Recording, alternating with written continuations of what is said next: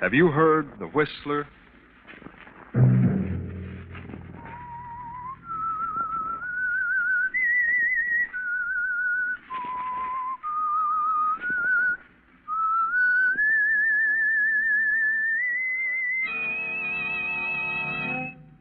I'm the Whistler.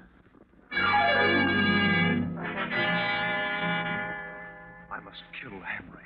I must kill Henry. That was Ambrose Brent, official of an airplane plant. He found strange notes in the night. You better get away, Ambrose. Take a good long rest. The sooner the better. That was Henry Pierce, Ambrose's partner. He was growing fearful of Ambrose. Get this prescription filled, Ambrose.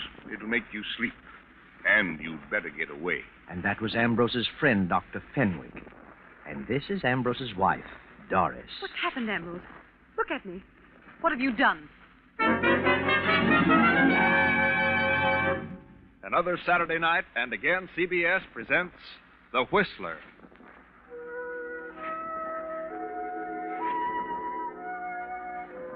And I, the Whistler, know many things, for I walk by night.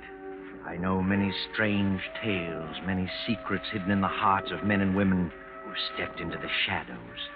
I know the nameless terrors of which they dare not speak.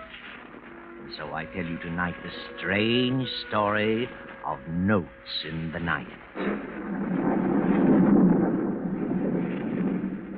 A storm rages wildly over the countryside. Beyond that long row of trees stands a lonely house half hidden in the darkness of the night. Not a single light appears from any of its many windows. But up there in that room with the large window, a man stirs fretfully in his sleep. The man is Ambrose Brent, an official of an airplane plant. But it's not the storm that stirs his uneasy slumber. It's something else, something far more sinister, something that has happened many times in the past few weeks. Now he stirs again, moans loudly, and suddenly sits bolt upright in his huge bed. Who's there? Who's there, I say? It's funny. I sworn I heard something. I swear I felt someone in the room. Turn on the lamp, Ambrose. You'll see. I can't imagine what's happening to me. It's just nerves, I guess. It's just... Good Lord. Another note. Another one. I must kill Henry. I must kill Henry. That's the third note this week in my own handwriting. I've got to do something. I've got to tell someone. Henry's my best friend. Oh, it's nerves. I know. I'll call Dr. Fenwick. Doc will know what's wrong. Fairchild 1834W. Yes. Hello? Is Dr. Fenwick in? No, Dr. Fenwick isn't in. He can be reached at Walnut 2380. Walnut 2380. That's Henry Pierce's number. I can't go there. If there's anything to this, I must stay away from Henry. I've got to see Doc Fenwick. Wait till morning.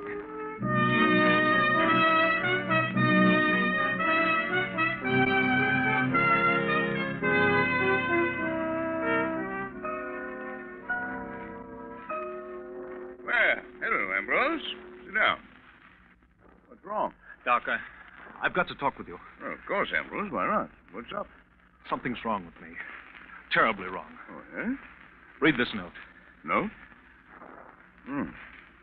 I must kill Henry. Henry? I must kill Henry? I don't get it. What has this to do with your trouble? I wrote it. You did? Well, really? And why did you write it? I don't know. I don't remember writing it, but I know it's in my own writing. And that's it. Who's Henry? Henry Pierce. Who else? Have you been drinking, Ambrose? Not a drop, I swear. Well, look, old boy, you'd best sit down. Ah, that's better. Now, when did you write this? I don't know. I found 6 notes just like that. 6? Where? On the nightstand beside my bed. Are you sure it's your writing? Well, doesn't it look like it? Yeah, certainly does. Tell me, how many hours have you been putting in at the plant lately? Oh, too many. I'd better give you a thorough going over, Ambrose. But why should I write such notes? I don't know. Mind plays queer tricks on us sometimes under undue strain. You'd better slow down. That's my best prescription. Take it easy. Get out of town as soon as possible. Yes. Yes, I guess you're right. Here, I'll give you something for your nerves. Thanks. Doctor, you don't think I'm losing my mind, do you? No, Ambrose. You're just terribly upset, that's all. Here. Here's your prescription. You better get it filled tonight. Thanks. I'll leave Saturday. You don't think there's anything wrong with me? Mentally, I mean. If you're in town after Saturday night, I'll drag you out with my own two hands. Good night, Doctor. Good night, Ambrose. Sleep tight. And don't think about anything.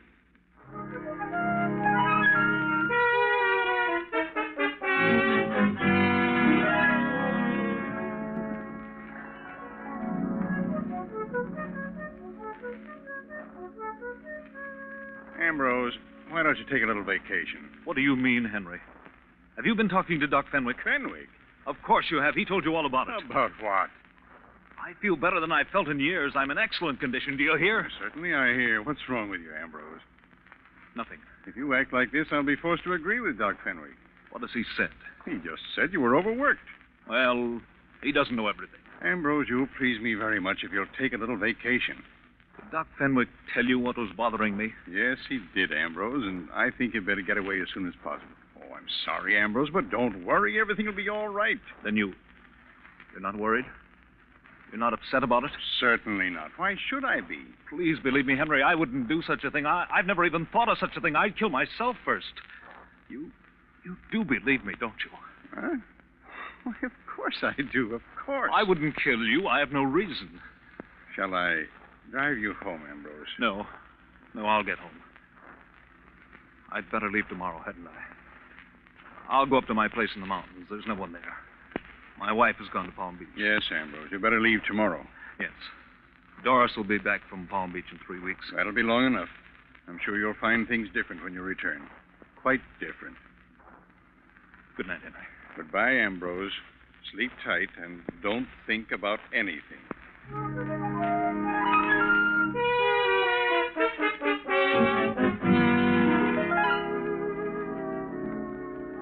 Ambrose goes home and to bed.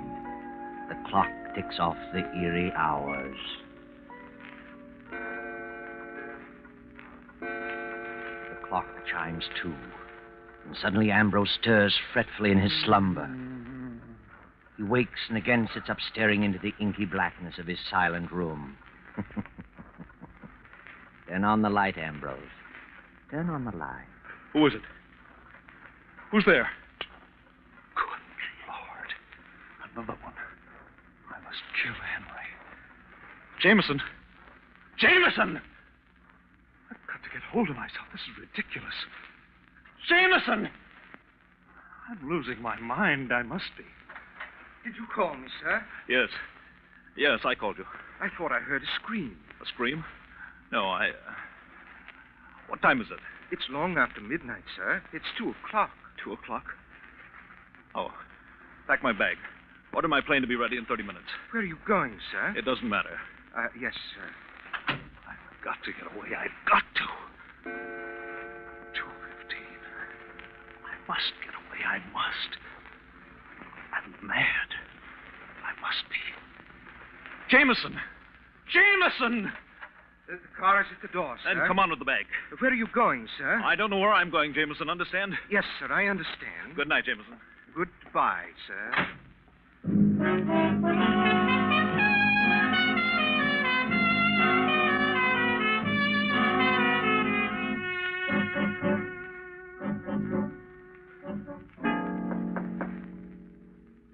Yes? Yes? Who is it? What do you want? Come in. Ambrose, is that you? What on earth are you doing here at 2:30 in the morning? What's wrong? I say, what's wrong with you? I must kill Henry. I must kill Henry. Ambrose, put up that gun. No, don't, Ambrose. Don't. I must kill Henry. Don't, you're mad. Don't come near me. Don't. Ambrose.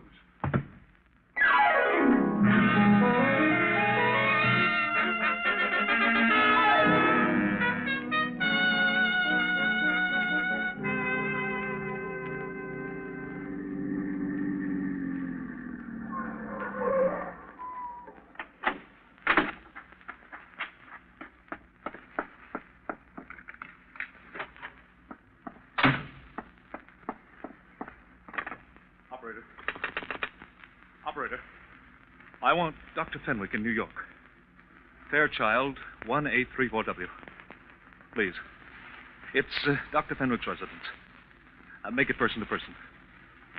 This is Crust Line 142. I've got to talk to someone. I've got to. I can't stand this silence, this being alone. Hello? Oh.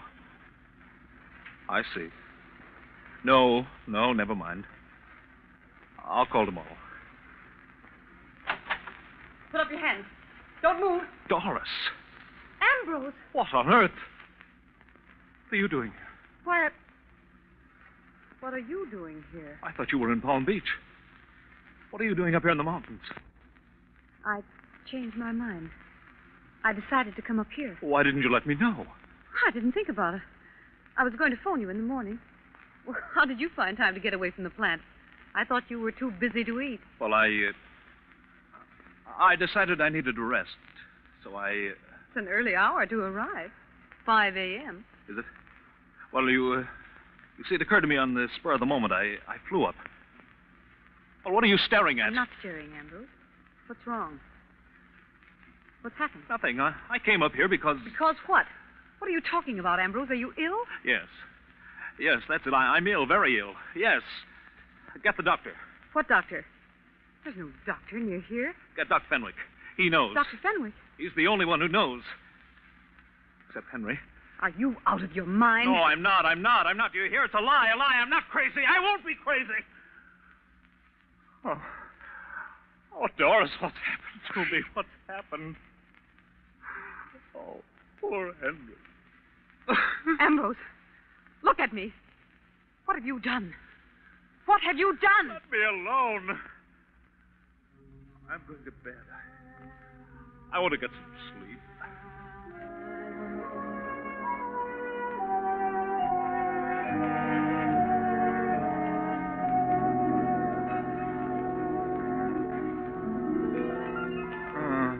I've done nothing.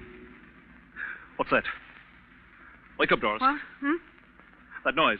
I didn't hear it. I did. Hear it? There it is again. There's someone coming there. They are at the door. There's no one. You see? I'm not here. I haven't been here. You don't know where I am. Do you understand? Yes, I understand.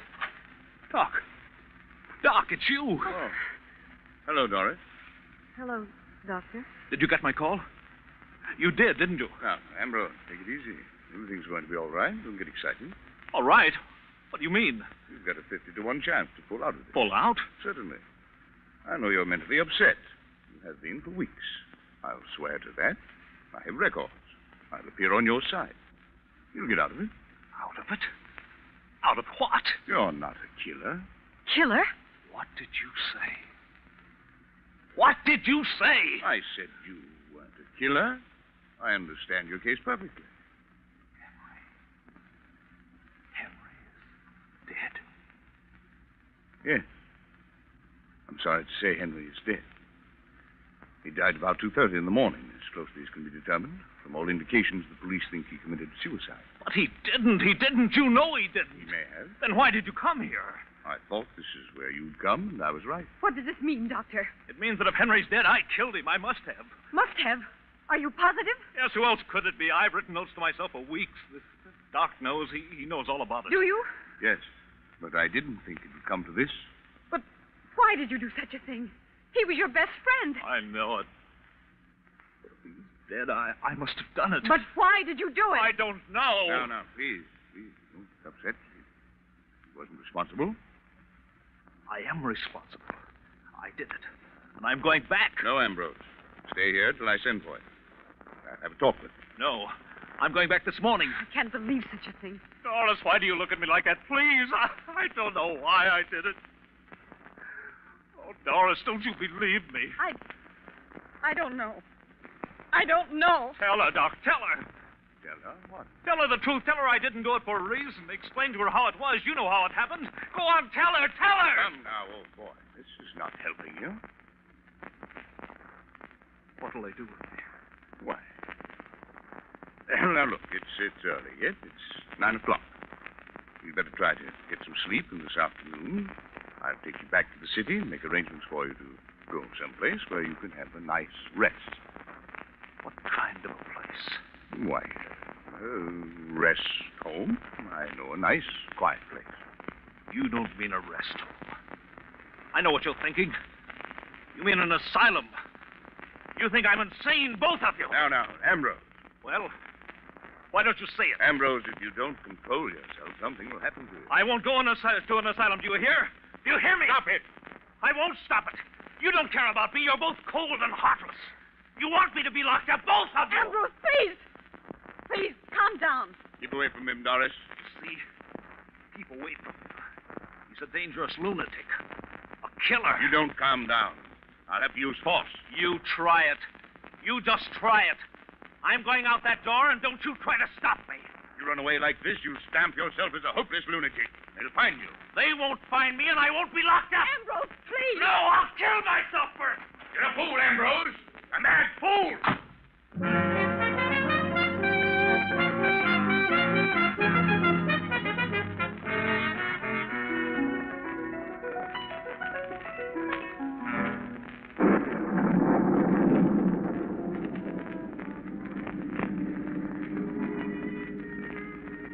Now you've done it, Ambrose. You've really made a mess of things. You're a fugitive now. They'll throw out a dragnet. You'll have to run and hide and sneak, afraid of every shadow. You'll have to run, Ambrose. Hide and sneak and run for the rest of your days. Ambrose Brent, fugitive. Henry's dead. Henry's dead. Henry's dead. Ambrose Brent, fugitive. Ambrose Brent, 5 feet 8, 150 pounds. brown hair, Blue eyes. wanted for murder.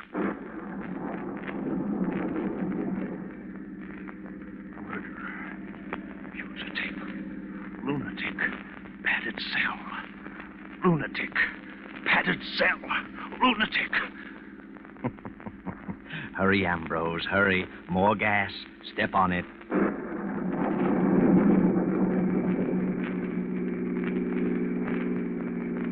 What's that? A sign, Ambrose, and a red flag swinging in the road. 2 men in black rubber coats. Too late to turn around now. What's your hurry, mister? Driving pretty fast for a storm like this, ain't you? Who are you? What do you want? State police. What are you stopping me for? We're stopping everybody. Why? We're looking for someone. Looking for someone? Who? A fugitive. A murderer? We didn't say what he'd done. Let's have a look at your driver's license. Driver's license?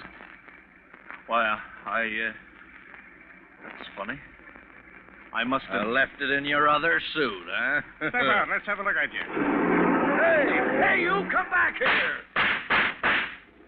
What's eating him? He must be nuts. Well, I could have plugged him, but I just shot in the air. Just as well. He wasn't Mike Coretti. I could make 2 of him.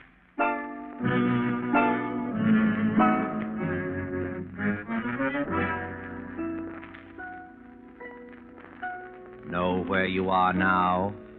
Recognize this room? That's right. It's the room of death, where Henry was murdered the night before.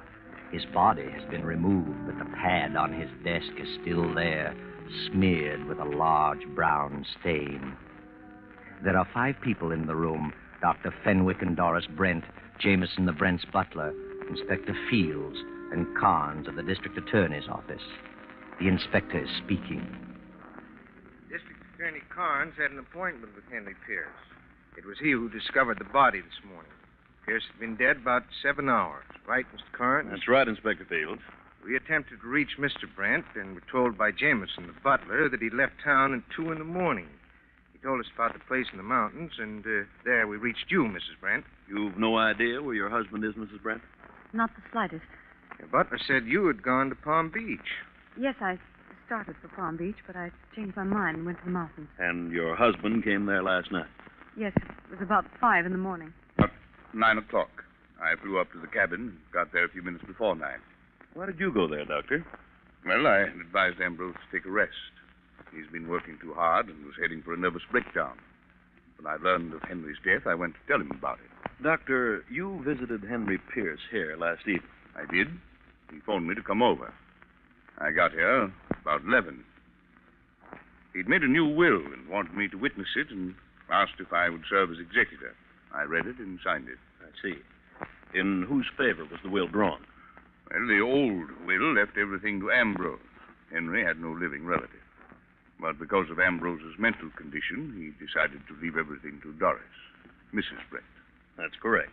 I found the will on the desk. Was Ambrose Brent your patient? Yes, of course. What was his trouble? Too much work. He had a great responsibility. Did you think he was losing his mind? No. Did he think so? Well, he was terribly upset. He'd been having hallucinations. Doctor, when was the last time you saw him prior to finding him in the mountains? The evening before Henry died. I wrote him a prescription. Mm-hmm. And where did you go after you left Henry Pierce last night? I told my servants that I was going out of town for a holiday, but it was storming so when I left Henry that I decided to stay at my club. Mrs. Brent, did your husband, Mr. Pierce, ever quarrel? Not to my knowledge. They were the best of friends. I see. Have you told us all you know, Dr. Fenwick? No. Then I think you should. What was it that bothered Ambrose Brent? Well, he said he had been writing himself notes. They were all alike, in his own handwriting, and all said the same thing. I must kill Henry. I didn't know this. Certainly not. That was the patient's private business. I thought that if I could get him away for arrest, he'd pull out of it. There you are, Carnes. Must have been on his mind. Yes, but what's the motive? An unbalanced mind doesn't always need a motive. Then you think Ambrose did it? He loved Henry like a brother. If he did it, he was completely out of his mind. Believe me. Ambrose! What? Well, thank heaven. You finally came to your senses. Come in, Mr. Brent. I suppose you want to see me? I'm Inspector Fields, Police Department. This is Mr. Carnes of the District Attorney's Office.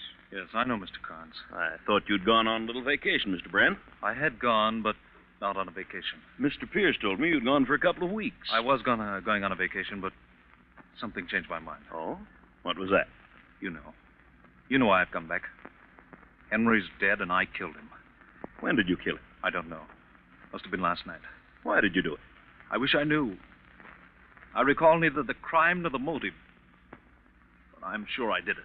Why are you so sure you did it? Because of these notes, 6 of them. I've been writing notes to myself for weeks. Read them. Are they in your own handwriting? Certainly. But I don't remember writing a one. I must have some form of amnesia. Hmm? When I heard Henry was dead, I tried to run away.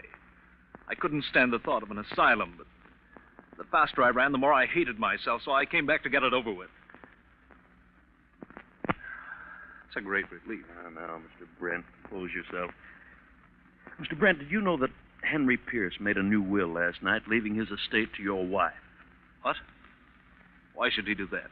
Well, perhaps he was worried about you. Of course. Why shouldn't he be? He knew I was acting strangely. Take a look at this will. Is that Henry's signature? Certainly. You're sure it isn't your writing? It is not. I couldn't copy his signature if I tried. It's just a bunch of scrawls. Mm-hmm. Oh, Mr. Brent, take this pad and write on it, I must kill Henry. Please, isn't that being a bit brutal? Go ahead, write it. There you are. Good. Now write the date. They weren't dated. Well, write it anyway. Write the date in numerals. Don't name the month. There it is. Thank you. Now you write the same, Mrs. Brent. There. Thanks.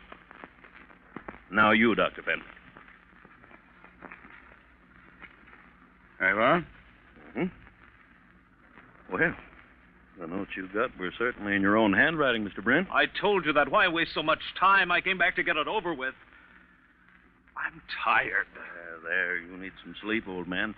You'll feel better after you've had a nap. I can't sleep. I haven't slept for days. You should have. You've been taking that medicine I gave you. I didn't get it. I didn't want to sleep. I just wanted to get away. Here's the prescription, still in my pocket. Prescription? May I see it, please? Thank you. What is this medicine, Doctor? It's intended to induce sleep, but he's so stubborn he wouldn't take it. If he had, this wouldn't have happened. Inspector, take a look at this note written just now by Mr. Brent. I must kill Henry. And the date. 5/14/42. May the 14th, 1942. Now, Mrs. Brent's note. I must kill Henry. 5/14/42. The same. Mm-hmm. And now Dr. Fenwick's. I must kill Henry. 14/5/42. And now read the date on the will. 14/5/42. What does that mean? There aren't 14 months. And now look at the date on this prescription. 14/5/42. Well, I'll be darned. What does it mean? It means that Dr. Fenwick was educated in Europe, where they indicate the day of the month first, then the month. The 14th day of the 5th month. What? Well, you're crazy. Are you accusing me of this? It means that the doctor, not Henry, wrote this will, and if he wrote the will, he must have killed Henry Pierce. And if he killed Henry, he must have had a motive. And I've guessed that motive. You're out of your mind. What motive would I have? You also wrote those notes and left them for Ambrose to find. You're an expert at handwriting, Dr. Fenwick. You figured that Ambrose would be declared insane, and Henry's as well as Ambrose's property would go to Doris with you as executor in complete control. I don't believe it. Ridiculous. And this is what I hate to say at this moment, but I think it's true. Dr. Fenwick, tell him about you and Mrs. Brent. That's a lie. Tell him, Doctor. That's what's back of the whole thing. You're stuck. You might as well tell him. All right. All right, I wrote the will. I wrote the notes. I am in love with Doris. I have been for years. She was in love with me. Doris. I'm sorry, Ann. But she had nothing to do with Henry's death. Not a thing.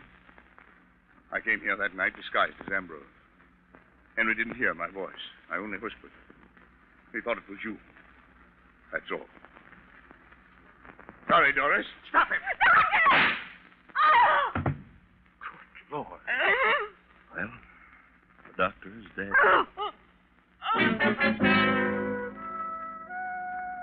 The doctor's dead, yes. But that's not all, not quite. There's something troubling the inspector, and you, Ambrose, and you too, Doris. How was it that Mr. Carnes first got wise to the doctor? How did the doctor slip up? How did he show his hand? I know. And so does District Attorney Carnes. Go ahead, Mr. Carnes. Tell us. Well, the doctor said he had gone to the cabin to tell Ambrose of Henry's death. He arrived at the cabin at 9 a.m. I didn't discover the body till 10 a.m. and gave strict orders that it was not to be announced until we'd inspected everything thoroughly. Therefore, the only way the doctor could have known about the murder was to have been present when it happened. So you see, the doctor didn't go to the cabin to inform Ambrose. He went there to meet Doris. And when he was surprised by Ambrose, he used the death of Henry as an excuse for his coming.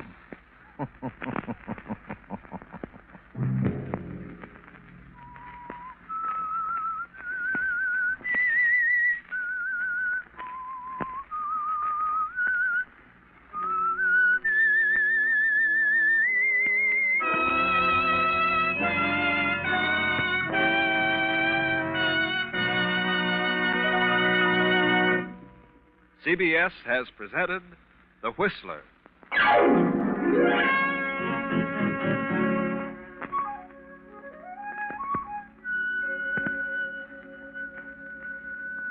Original music for this production was composed and conducted by Wilbur Hatch.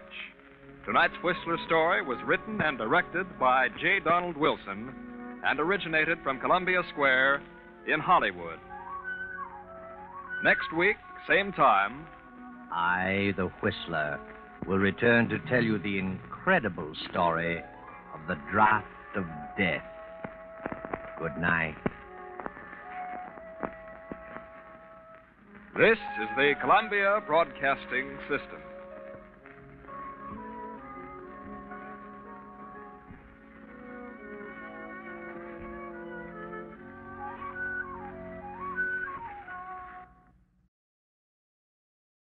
Wait a minute. Have you heard the weird tales of the Whistler?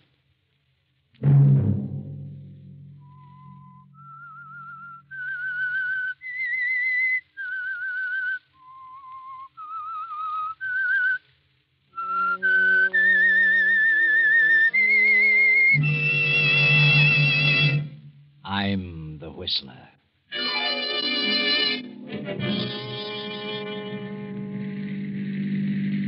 Here's the sanitarium, Harvey.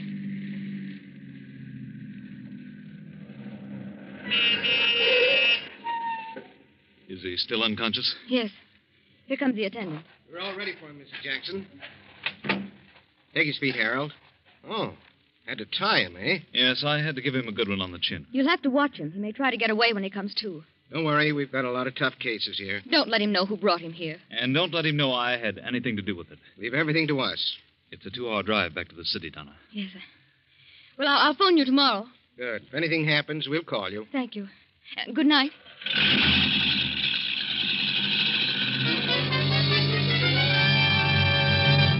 Saturday night, and again CBS presents The Whistler.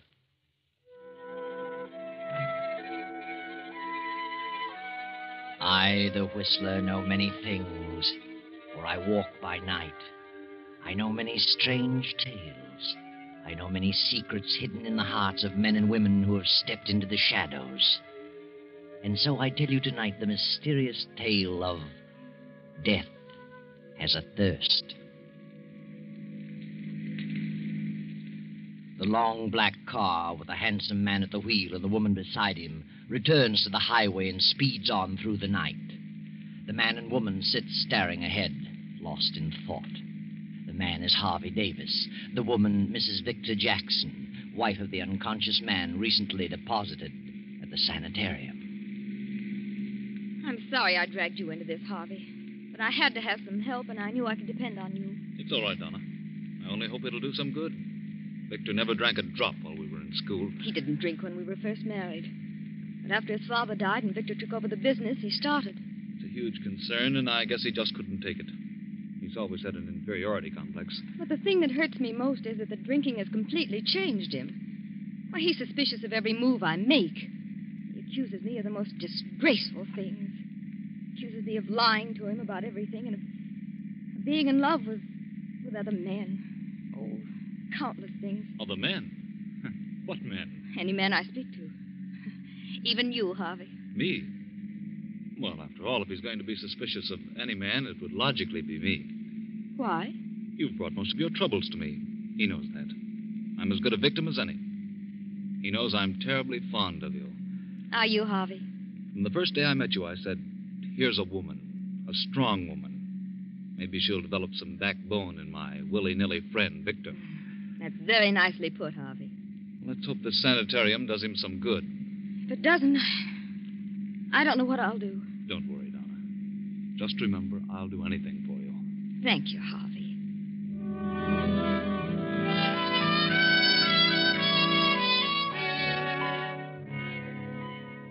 About midnight, the black sedan arrives at the Jackson mansion. The butler greets Harvey and Donna at the door. Evening, Mrs. Jackson. Evening, Mr. Davis. Evening. Dr. Saunders is in the library, ma'am. He's waiting for you. Dr. Saunders at this hour? What on earth does he want? You'd better see him, Donna. Maybe he knows. Well, how could he? Come with me, Harvey. Of course. Oh, good evening, Dr. Saunders. Good evening, Donna. Evening, Harvey. Hello, Doctor. This is quite a surprise. I can imagine. Harvey and I, we've just been for a little drive. I felt I needed some air. Oh, that's so. Did you come to see Victor? Victor isn't here, Really? but I know where he is. You do? He's in a cheap dive of a rooming house downtown. What? But that's impossible. That's where he always goes. Well, you're wrong this time, Doctor. I took him by force to a sanitarium tonight. Harvey helped me. Maybe they can do something for him. You told the sanitarium that I was his physician, didn't you? Yes. Well, they called me an hour ago. He's escaped. What? Oh. They said he came to and broke away from them. I know where he usually goes, and I can find him. If you want me to find him. Well, what are you inferring, Doctor? Donna, I know what you've been through with Victor. I know what a trial it's been. I've tried, and you've tried. We've all tried everything we could do to make him stop. Not many women would have put up with what you have. We've dragged him through before. We probably can do it again. I just thought, well, maybe you'd had enough. You do know where he is. Yes, I'm pretty sure I know. Well, then find him. I'm determined to cure him if I have to take him to a desert island. That's an idea. A long ocean trip might be the answer. Should have to hog time. I could do that, too. Very well, I'll have a talk with him. I'll phone you in the morning. Good night. Good night, Doctor. Oh, Harvey. No. You've done your best, Donna. Oh, but I feel so hopeless. I don't know what to do. Try the desert island. Why not? Harvey, it might work, mightn't it? You can help. Your yacht. Dr. Saunders may be right. Oh, at least it's worth a try. I wonder. Please, Harvey, it may be the answer. I can't get away just now, but if you're determined, you're welcome to the yacht. Oh, please, I'd feel better if you came along. All right, Donna. I'll go. I'll arrange it. But he won't want to come. We'll take him aboard by force. Shanghai? Well, all right. Just let me know when you find him, and I'll arrange everything.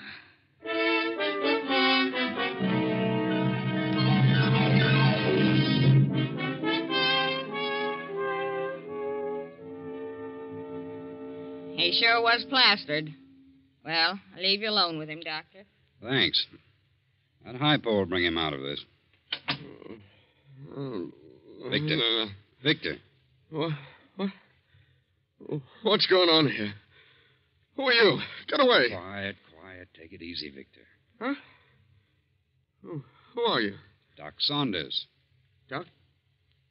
Oh, what you want? I want to talk to you, Victor. It's very important. Important? Come on, Victor. Snap out of it. Hey, what's the idea? What'd you slap me for? To wake you up. I've got to talk to you. Oh, hello, Doc. What are you after? Is your head clear? I guess so. Well, then listen to me. You know where you are? Yeah, my old haunt. You know how you got here? Well, let me see. No, I can't seem to remember. Well, I'll tell you where you're going if you don't pull yourself together. Where? To the insane asylum. Did you say asylum? I did. I haven't told you this, but your great-grandfather died insane. What?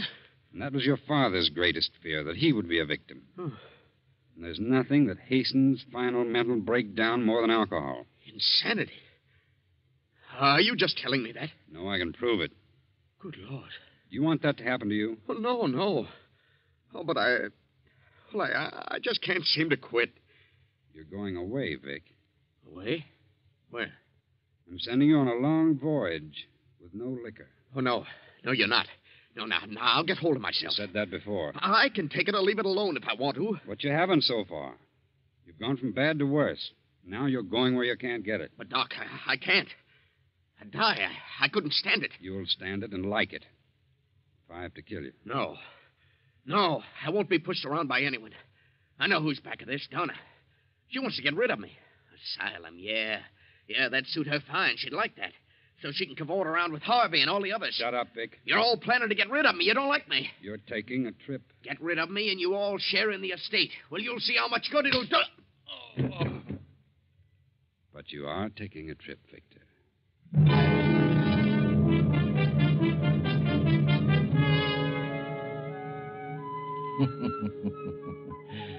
And now, here you are, Victor. Several hundred miles at sea. And worried, too, aren't you, Victor? That talk about insanity really upsets you.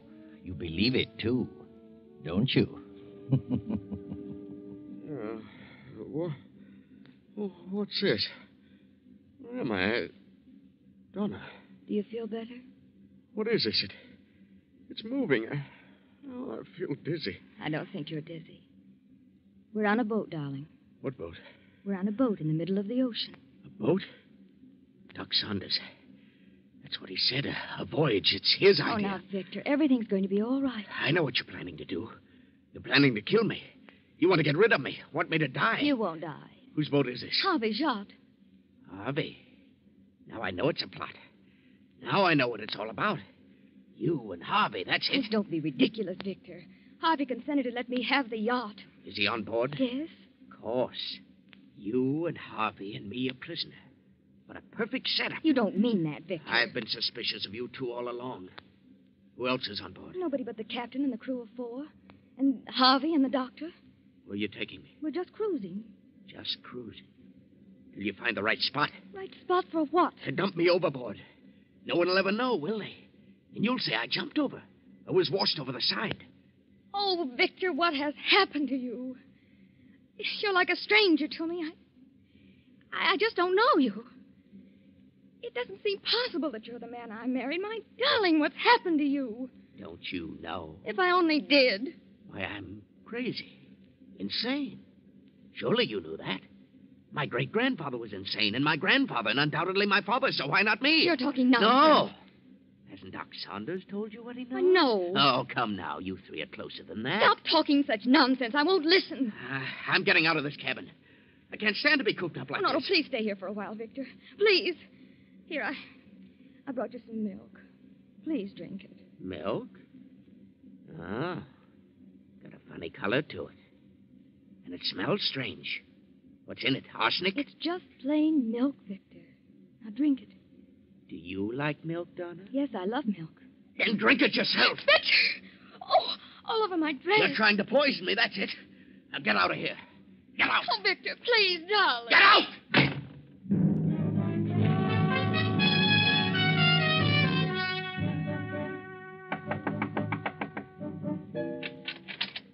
Oh. What do you want, Doc? How do you feel, Victor? They're trying to kill me. They plan to kill me. Who? Donna and Harvey. She just brought me some milk, and it had poison in it. I could tell by the color. I think you're imagining things, Victor. No, I'm not. They want me out of the way. I can tell. What made you think the milk was poison? It was a purplish color. Here's the glass. Smell it. Maybe I'm not so crazy after all. I didn't say you were crazy. I only want you to stop drinking. Drink may bring it on. Doc, where would they get poison? Oh, come now. Forget it. Do you know where they get poison, Doc? I'll see you later, Victor. Maybe.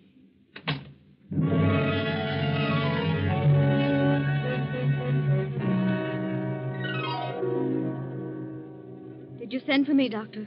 Yes. Did you take some milk to Victor? Yes, I did. What'd you put in it? Why should I put anything in it? Victor thinks you did. You should know me better than that, Doctor. You did put something in it. Oh, yes, I did.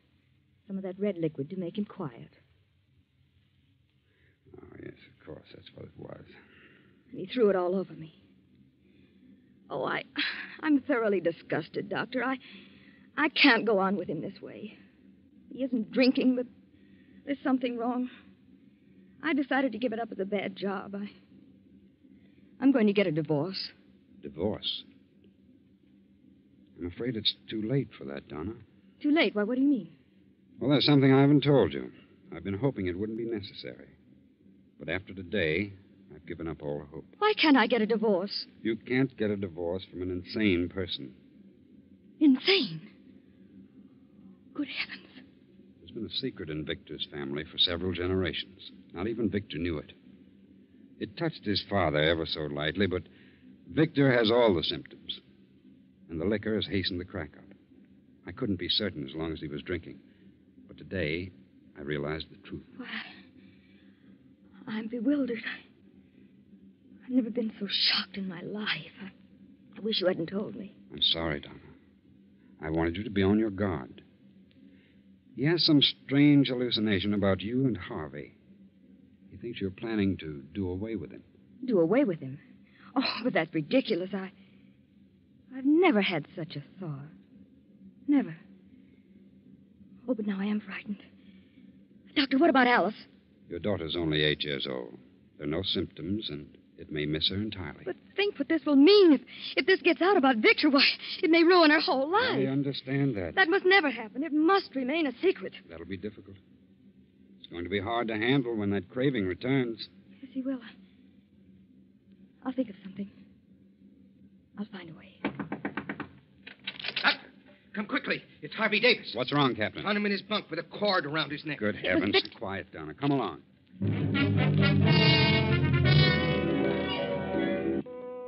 Is he dead? No, he's breathing. Found him just in time. He'll be all right in a few minutes. Thank heaven. Harvey. Harvey. Donna, What's wrong? What's happened? Nothing much, Harvey. Just a little accident. You'll be all right. Oh, my throat. What's going on? You don't remember? No, I was just taking a little nap. I feel as though I'd been choked. Better tell him, Donna. Come along, Captain. Be any liquor aboard, Captain? Yes, Doctor. Several bottles in the locker in my cabin. Let's have a look. I keep it locked because, Hey, it's been jimmied. Well, what do you know? It's all gone. I expected that. I'll skin those men alive. Don't blame the men, Captain. What do you mean? What the devil is that? We've hit something. Come on. Captain. What is it, man? What's wrong with you? The boilers blew up. We must have hit a reef. All three of the men of the crew were down there. We've got to abandon. I'm hurt bad, Captain. He's dead. See to the lifeboat. Round up the others. I'll go below. Yes, Captain. Murphy! John! Murphy! Are you there? Good Lord, what a mess. I can't imagine.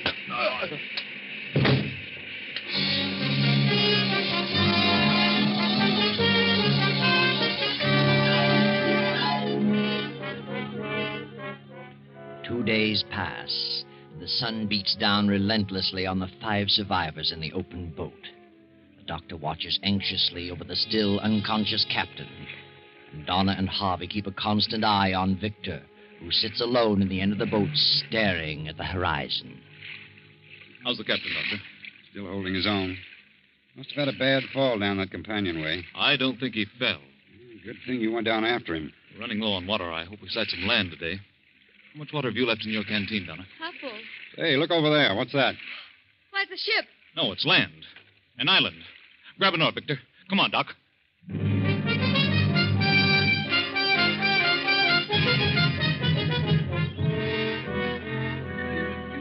Well, I've looked all around. The place is as barren of food and water as the Sahara Desert. I'm afraid if we do locate any water, it won't be fit to drink. There must be water. What do you care about water? You've got a canteen full of whiskey. How much water is left? I have some, and Dr. Saunders has some. So I'd better get busy.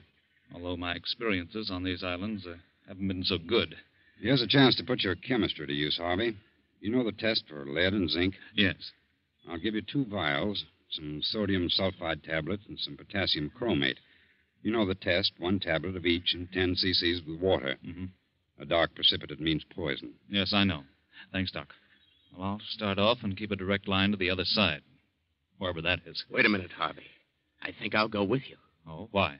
Oh, maybe I can help. I'd go with you, Harvey, but I'd better keep my eye on the captain. He's the only one who knows where we are. I've got to pull him through. That's all right, Doc. I don't need any help. I think I'll go anyway. All right. If you insist, come on. Harvey, wait. I'm going too. Why?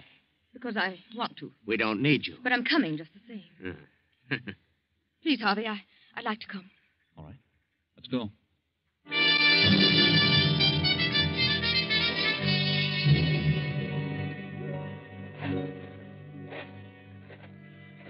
It's certainly hot. How do you feel, Donna? All right. How far have we come? Oh, 10 miles, I should say. This is a pretty big island at that. And nothing but desert. Are you sure those last 2 water holes were poisoned? Certainly. Look good to me. I'm getting mighty thirsty. Better quit drinking that whiskey. It'll only make you thirstier. Harvey, can I have a little water? I'm sorry, Donna, but you'll have to suffer it as long as you can. Please wait. You suppose we'll ever get out of here? I don't know. Oh, it's all my fault. What a shame to get you into such a mess. Please forgive me, Harvey. There's nothing to forgive, Donna. I'd do it again 100 times over. For you. Would you, Harvey? Yes. Poor Victor, what a sad thing. No one must ever know, Harvey. Promise me if we get out of this. Promise me you'll never let anyone know. No one will ever learn from me. I got him. What on earth? Harvey, he's got a gun. Where'd he get it? Come on. I got him. Look, a lizard. A big one. I knew we'd find something. Put that down. You can't eat that. There must be water around here. There must be. Where'd you get that gun? Out of the captain's locker. Better take it easy with those shells. We may need them. Yeah. Maybe I will. Have a drink? No. All right. I'd sure like some water. How about it? There's just enough for one of us to get back. And if only one goes back, it'll be Donna. Donna? How chivalrous. Who's got the water? I have. Come on. Let's keep moving. There's water around here. There must be. And I'm going to find it. Donna, if we don't find water, he's going to start pleading for what you have. No matter how much he raves or pleads, don't give it to him. Even if he threatens us with a gun. Tell him you drank it all. I want you to have the best break out of this. Thanks, Harvey. I appreciate that. I found it. Water. I found water. Hurry, Donna, hurry.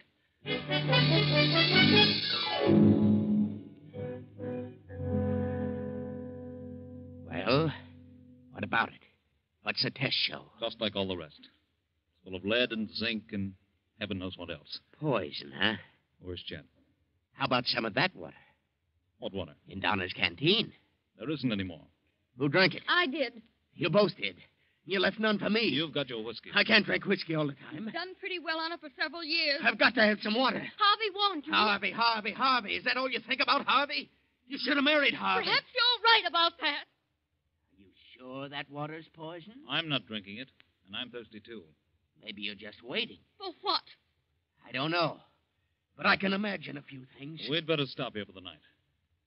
Are you very tired, Donna? Awfully. Better try and get some sleep. Where are you going, Victor? Just going to look around. May find something. I'm hungry. I'm going to build a fire with this brush. Don't get too far away. I'll be around. Don't worry. Keep a close watch on your canteen, Donna. I have an idea what he's up to.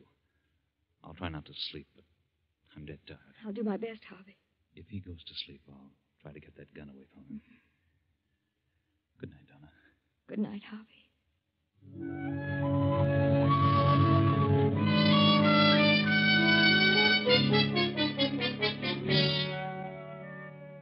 Night comes on. The fire burns low, and only a red glow remains.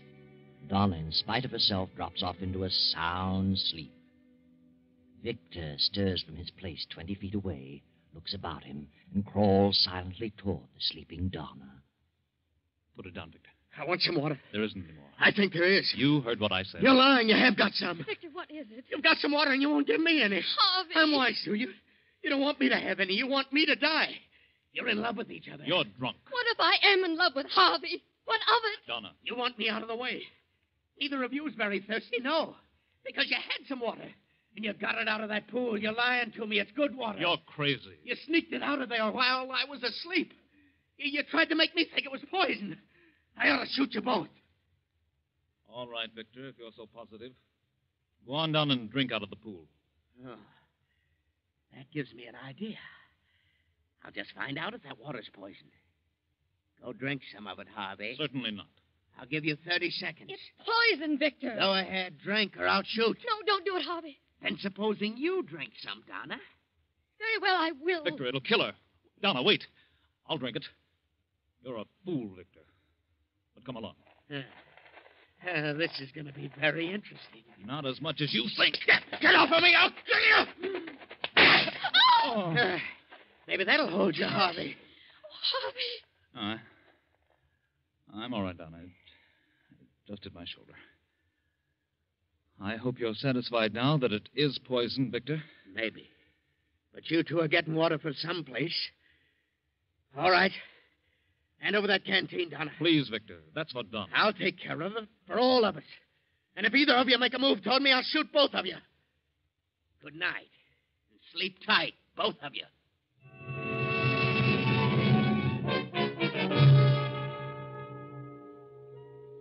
The night slowly fades, and the chill of dawn creeps in. Then, as the sun comes over the horizon, Harvey stirs fretfully, opens his eyes, and looks for Donna. She sits beyond the dead embers of the campfire, her hands folded before her, staring blankly into space. Harvey raises up with a start and moves quickly to her side. Victor is sprawled on his back, the hilt of a hunting knife protruding from his breast. Donna. Good. What's happened to Victor? He's dead, Harvey. Dead? That knife. Why, it's yours, Donna. Yes, it's mine. Now no one will ever know. Will they, Harvey? No. I had to. Harvey, hello there. It's Dr. Saunders. Here we are. Well, thank heavens we found you. Sighted a ship, built a signal fire. They're waiting for us. Well, what's this? Well, Victor must have gone crazy in the night and stabbed himself. Now, let me see.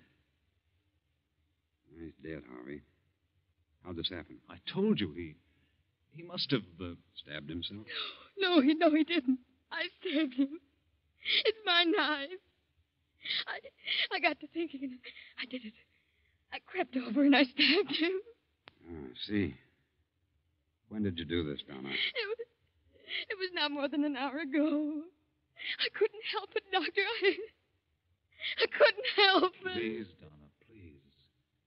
There's nothing to fear. I didn't want anybody to know. Because of Alice. They won't know, Donna. You didn't kill him. What? He's been dead for at least 3 hours. Well, what do you mean? Look at his eyes. Look at his lips and his tongue. The swelling of his stomach. Did you test the pool, Harvey? Yes.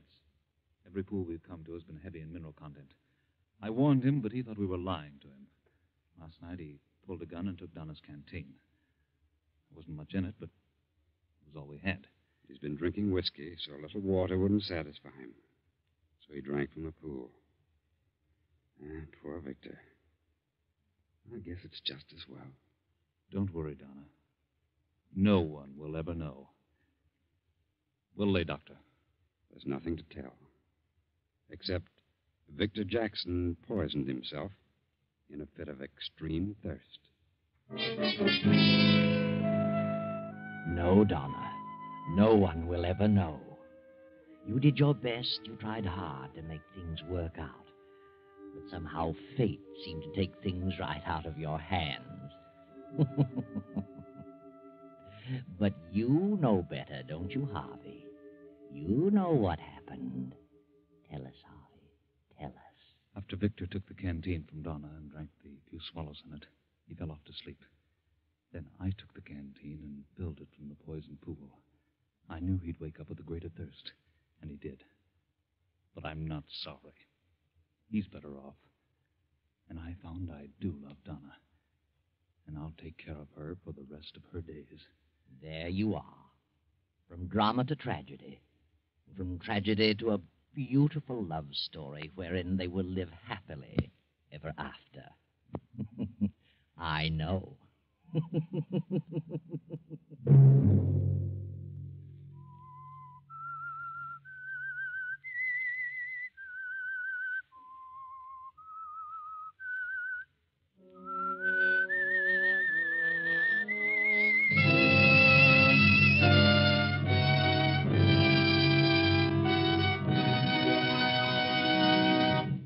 CBS has presented The Whistler.